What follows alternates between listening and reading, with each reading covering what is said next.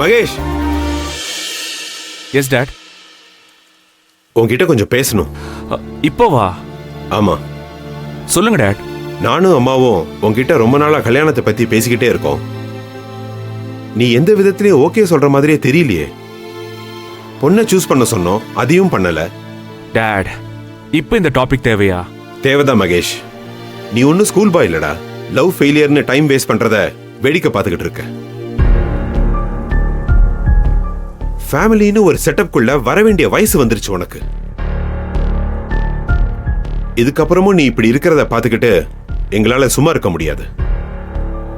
அதான் நாங்களே பேசி ஒரு பொண்ணை டிசைட் பண்ணி வச்சிருக்கோம்.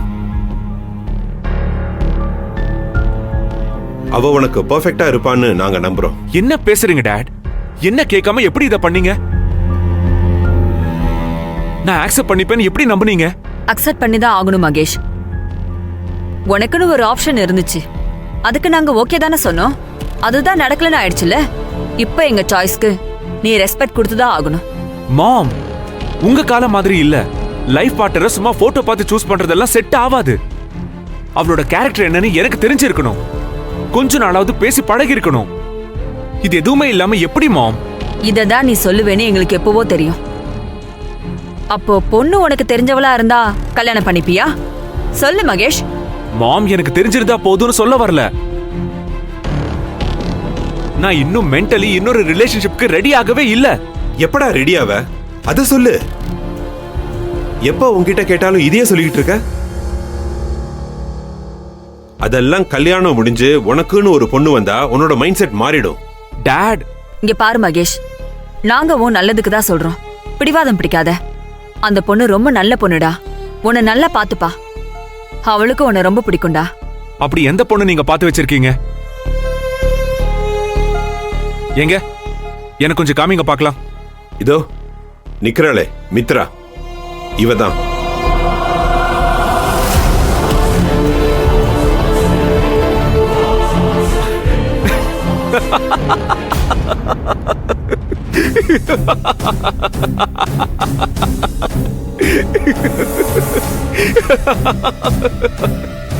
மகேஷ், ஏண்டா சிரிக்கிற? என்ன பிராங்க் பண்றீங்களா? மித்ராவை போய் நான்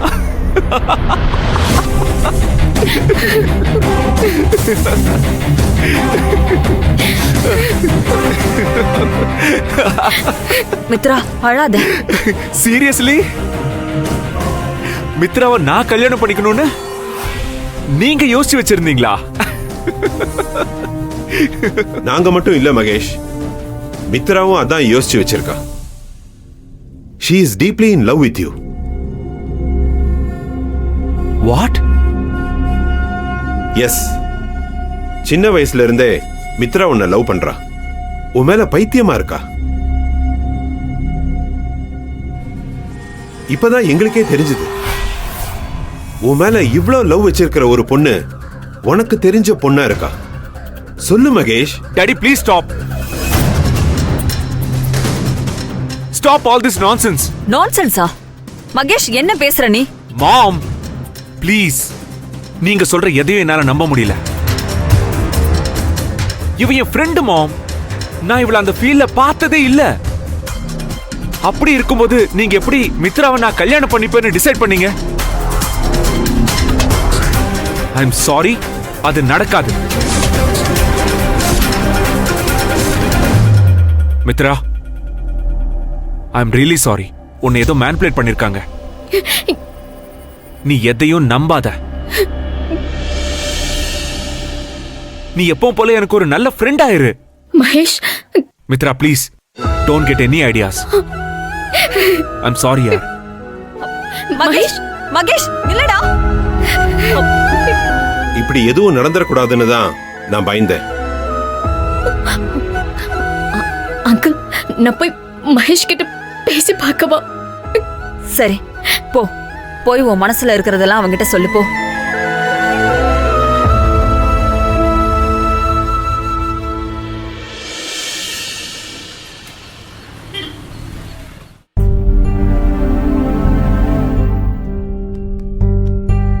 ஆனந்தி, இப்ப எப்படி இருக்கு? இப்ப பரவாயில்ல. ஆனந்தி ஆமனே ஆமனே இப்ப பரவாயில்லனே நல்லாத்தே இருக்கா. இருந்தாலும் அவகிட்ட குடுக்குறேன், நீயே கேட்டுக்கோ என்ன. ஆனந்தி என்ன ஆனந்தி? யாரு? அன்பண்ண.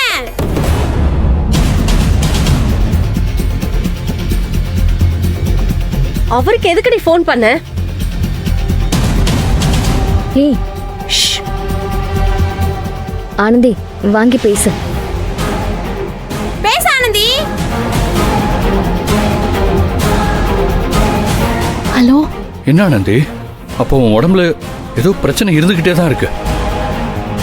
ஆனா நீ நார்மலா இருக்கன்னு சொல்லிட்டு இருக்க, அப்படிதானே? இல்ல இல்ல அப்படிலாம் இல்ல. இப்ப நான் நல்லாத்தான் இருக்கிறேன். இப்ப நல்லா தான் இருக்க. ஆனா கொஞ்ச நேரத்துக்கு முன்னாடி படபடப்பா இருந்துச்சான், காலெல்லாம் இழுக்குதான், தலைவலியில துடிச்சியான். இதெல்லாம் ஒரு சராசரி பொண்ணுக்கு வர்ற பிரச்சனை மாதிரி தெரியலையா ஆனந்தி? இல்ல அன்பு, சௌந்தர்யாதே உங்ககிட்ட ஏதோ பெருசா சொல்லிருக்கிறா. இல்ல ஆனந்தி, இனிமே உங்ககிட்ட இருந்து எதையும் கேட்டு தெரிஞ்சுக்கிற நிலைமையில நான் இல்ல. உனக்கு என்ன தேவையோ அதை நானே பாத்துக்கிறேன். நீயும் உன் பிரச்சனை என்னன்னு சொல்லுவ, நானும் அதை சரி பண்ணிடலான்னு நினைச்சிட்டு இருந்தேன். ஆனா அதெல்லாம் நடக்காதுன்னு நீ புரிய வச்சுட்ட. இனிமே நீ சொல்றதெல்லாம் கேட்டு நான் அமைதியா இருந்தேன்னு வச்சுக்கோ, மகேஷ் சாருக்கு மட்டும் இல்ல எல்லாருக்கும் நான் பதில் சொல்ல வேண்டியதா இருக்கும். நீ ஆனந்திய ஒழுங்கா கவனிச்சுக்கிறதுல 4 பேர் சொன்னா நான் உன்னை இவ்வளவு தூரம் காதலிக்கிறதுக்கு எந்த அர்த்தமும் இல்லாம போயிடும் ஆனந்தி. நீங்க தேவையில்லாம கண்டதையும் போட்டு குழப்பிக்கிறீங்க. எனக்கு ஒண்ணும் இல்ல. இல்ல ஆனந்தி, நான் ரொம்ப தெளிவா இருக்கேன். என்ன பிரச்சனைன்னு கேட்டா அவங்க கிட்டே கேட்டுக்கோங்கன்னு ஒன்ன கை காமிக்கிற டாக்டர் கிட்ட இனிமே நான் கூட்டிட்டு போறதில்ல. என் ஆனந்திக்கு என்ன பிரச்சனைன்னு என்கிட்ட தெளிவா புட்டு புட்டு வைக்கிற நம்ம பார்த்த சாரதி டாக்டர் கிட்ட தான் உன்னை நான் கூட்டிட்டு போறேன். அவரு சொல்லிடுவார் உனக்கு என்ன பிரச்சனைன்னு. நாளைக்கு ரெடியா இரு ஆனந்தி, நான் வந்து உன்னை கூட்டிட்டு போறேன். ஐயோ அன்பு, அதெல்லாம் வேணாம். நான் நல்லாத்தே இருக்கிறேன். எனக்கு எந்த பிரச்சனையும் இல்ல. நாம அந்த ஆஸ்பத்திரிக்கெல்லாம் போக வேணாம். ஆனந்தி, போறோமா இல்லையான்னு நான் உங்ககிட்ட கேட்கலாம் ஆனந்தி. நாம நாளைக்கு போறோம், நீ ரெடியா இரு. அன்பு அன்பு. என்ன ஆனந்தி, என்ன சொல்றாரு?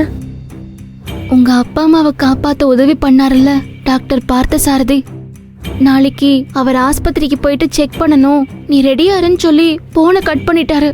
ஏய் சௌசவ், சும்மா இருக்க மாட்டியா நீ? இங்க நடக்கிறத எதுக்கு அன்புக்கு ஃபோன் பண்ணி சொன்ன? அதுக்குதான் அன்பண்ணே என்ன இங்க கூட்டிட்டு வந்து தங்க வச்சிருக்காரு.